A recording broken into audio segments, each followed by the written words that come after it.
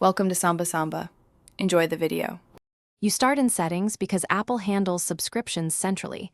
This avoids confusion with third-party billing. First, open Settings and tap your name. That identifies the Apple ID. Once done, tap Subscriptions to see everything tied to that account.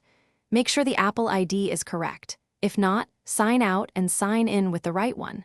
You're doing this to prevent canceling the wrong plan, so confirm the account and proceed only when you see Apple TV listed among active subscriptions.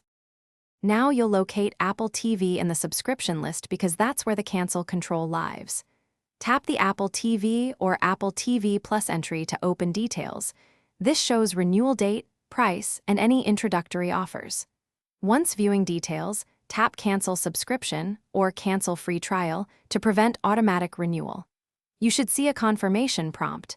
Confirm the cancellation. Doing this stops future charges, but preserves access until the paid period ends, so you won't lose immediately. Finish by confirming the cancellation and noting when your access ends so you know when streaming stops.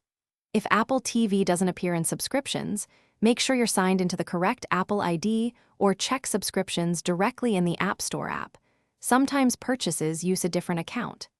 If you still see charges after cancellation, contact Apple support and have your receipts and Apple ID ready. That helps resolve billing errors faster. Apple can trace the charge and properly cancel or refund if needed. Thanks for watching. Consider subscribing if we helped you.